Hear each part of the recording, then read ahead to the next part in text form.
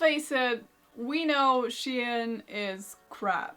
It's nothing new. We either know it's literally the epitome of the ultra fast fashion, or we just ignore it because their clothing is cute and affordable. SHEIN is currently valued at around $100 billion and releases about 6,000 new designs daily. And that is one of the things that made SHEIN so successful. The absolute lightning speed with which they release new pieces and adjust to the newest trends. It apparently takes about a week from the piece getting designed to it being produced and shipped. That is incredibly fast. And SHEIN's speed even shows when you go to their website or their app. Like, everything creates this feeling of urgency. Like, you have to buy the products now because in a couple of minutes you will miss out on a great deal. Another thing is the prices. SHEIN is so cheap. You can get pieces for a couple of dollars, and often returning the garment is actually more expensive than the garment itself. Hell, in some countries where SHEIN offers free returns, the customer service often tells people to keep the item they're trying to return as their treat. Like, they'll get a refund, they just don't have to send it back because it's cheaper than SHEIN actually getting it shipped back. In fact, SHEIN clothing is so cheap that people don't really get attached to it that much, which makes some of them treat it as a sort of disposable garment that you can just dispose of once you're not wearing it anymore, or you can just throw it away without feeling any remorse because it was so inexpensive. And for a couple of dollars you can get new ones that follow new fashion trends. The thing about SHEIN is their massive social media presence. They have over 5 million followers on TikTok and 26 million on Instagram. And while it's pretty similar to other fast fashion brands such as Zara, you have to keep in mind that Zara has been building its brand for like decades, and SHEIN is only around since like 2015. Not gonna lie, I feel like social media is their biggest marketing lever. I mean, SHEIN and TikTok is a match made in hell. Short content just matches SHEIN's idea of speed so well. And because the prices are so low, they make the influencers really successful in actually influencing people to buy the clothes seconds after seeing the content. And yet, despite how big SHEIN is, it is offered as little to no information about where and how their clothes are being produced. Is this elephant in the room that people are sort of choosing to forget? Like, their label says made in China, but which province, which city? Do they have their own big factories, or do they use smaller manufacturers? Or have a bunch of people make clothes for them? How do they make sure the factories keep the standards? Are the workers paid well? We don't know any of that. So this whole current drama erupted because of Channel 4's documentary, in which Imani Amrani investigates SHEIN's business model and their working conditions. Now, I was trying to get my hands on the documentary, but I couldn't watch it because I was in Poland. So I turned my NordVPN on, and that solved the problem. Like, that's actually what I did. If you're not familiar with NordVPN yet, NordVPN is a VPN service that visibly can help you reach content that is unavailable in your location, and it also offers you protection from some nasty cybersecurity threats. It is literally the fastest VPN out there, so if you want to watch a TV show or a documentary that is only available in a foreign country, the UK, you just turn NordVPN on with a single click, and suddenly you are in the UK and they can do nothing about it. As I mentioned, NordVPN also has a threat protection feature that protects you from malware and other cybersecurity threats. Those threats can include phishing links, stolen passwords, fake Wi-Fi, and all that ugly stuff. So if you want to safely access stuff that is unavailable in your location, get NordVPN today. And lo and behold, because I have a special deal for you, where if you use the link nordvpn.com/Carolina, you will get 4 months for free on a 2-year plan. So go get it right now.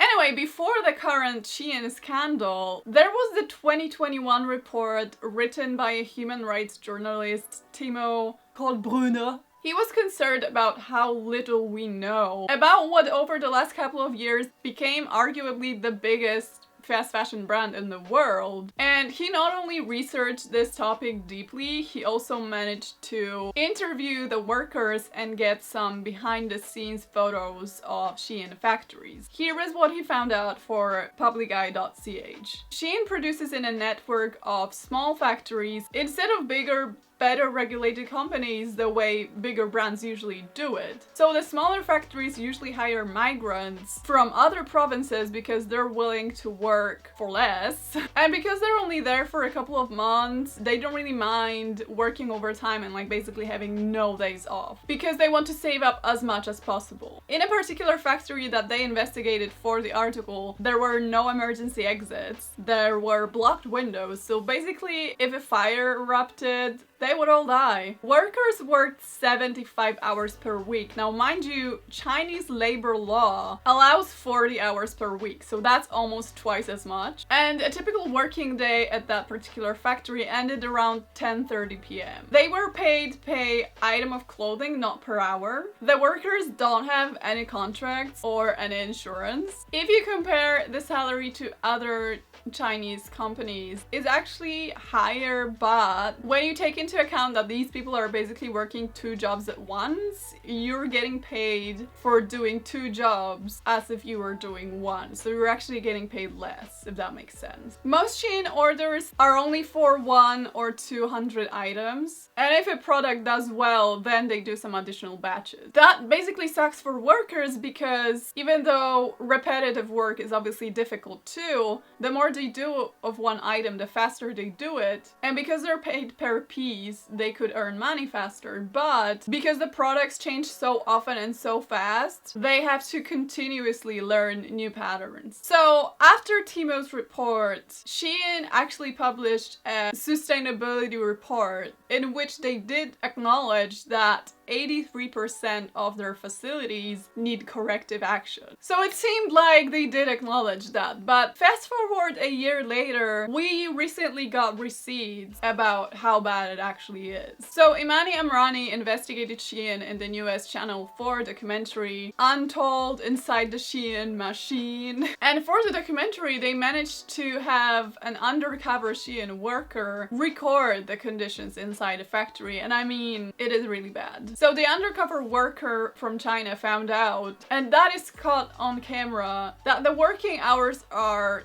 depending when the work is finished. There is only 1 day off in a month. There is recordings of other workers telling her that she needs to check each piece thoroughly because if you make a mistake, you will get a penalty that equals like 3/4 of a daily wage. Wages will also be deducted if you want to take a day off. At some point they ask the worker like, how many pieces have you made this morning? And she says 90.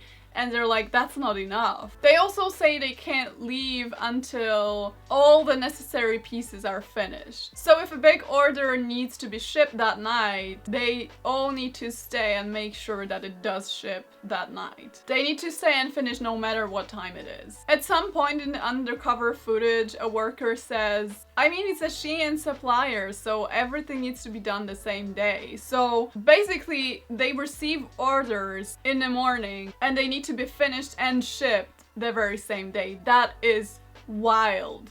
That is wild. Not to mention, you will not receive payment until you meet the requirement of minimum 500 pieces a day. So workers stay until 2 a.m. to actually meet that minimum and get paid. And you know what? Not gonna lie, watching the documentary, I was like, maybe it's just this one crappy factory that's like really bad. But not only was the 2021 report a year earlier in a different place, but also in the documentary, the undercover worker goes to another factory to make sure that it's the case for most of them.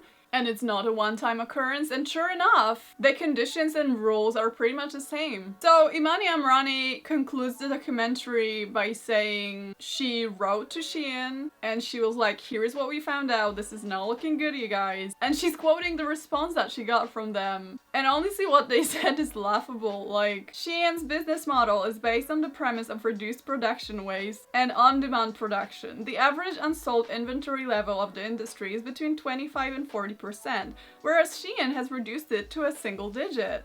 SHEIN is absolutely committed to empowering our ecosystem partners, which includes our supplier code of conduct that complies with the core conventions of the International Labour Organization. Honestly, while the idea of on-demand production sounds good on paper, like you're not producing more pieces than it's necessary, etc., it simply doesn't work in such quantities. Like, if you drop 6,000 new designs daily and produce hundreds of those designs daily, even if your unsold inventory is like 7%, that's still 84,000 pieces that will end up in the trash daily. And that's only counting the new designs drop. Like, there is already hundreds of thousands pieces out there that you can choose from. So it's insane. There's probably like millions of redundant garments made daily that will get thrown away. We've trashed Zara before, we've trashed H&M before, we've trashed Forever 21, but this is just terrifying on another level. This is like taking it, I don't even know how to call it.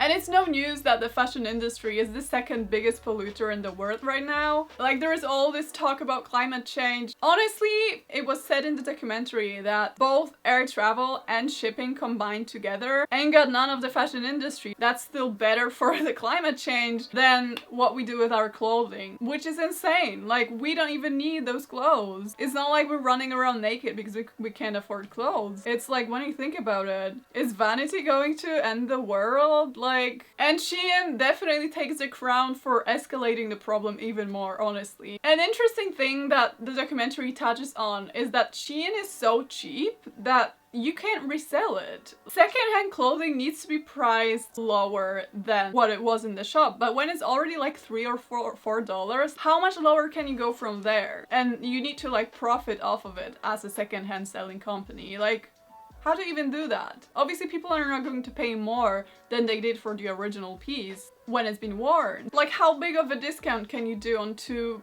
And finally, SHEIN is also very well known for ripping off designers, be it bigger brands or independent designers. They don't give a fuck. There were like hundreds and thousands of cases of a designer being sent a link to a product that was like a blatant copy of their work. Like, Instagram knitters spend hundreds of hours hand knitting their own designs, only to see cheaper mass-produced versions of the design being sold by SHEIN all over the world. I mean, honestly, nothing new. I personally know people that have found pictures of themselves on products on AliExpress, but it's a different thing where it's actually an internationally established brand and they face literally no consequences. Like, with brands like Zara ripping off designers, at least you know who to contact or tag when things like that happen. We know who the spokespeople are. But with SHEIN, there is no real face of the brand. Like, no famous models in their campaign. Like, what are you gonna do? Comment on somebody's TikTok to get their attention? Like, now the funnest thing of it all, and something that escalated the whole scandal even more, literally on the day that the documentary aired, SHEIN released a resale app where users can resell their SHEIN products. Honestly, first of all, it's laughable when brands who are the biggest contribution to how bad the fast fashion industry is are trying to like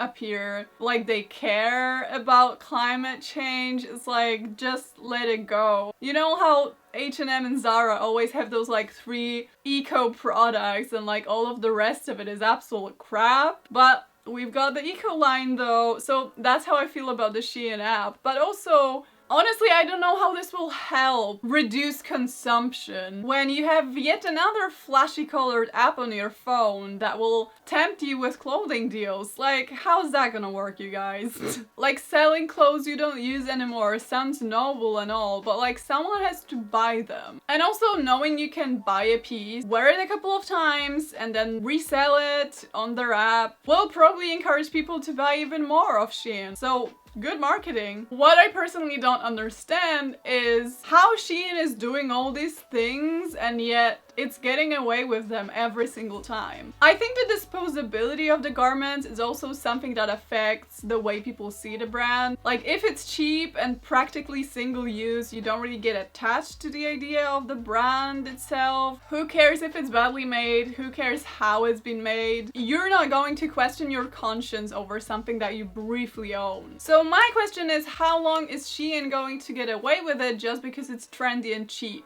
Thanks for coming to my TED Talk, and I'll see you next time.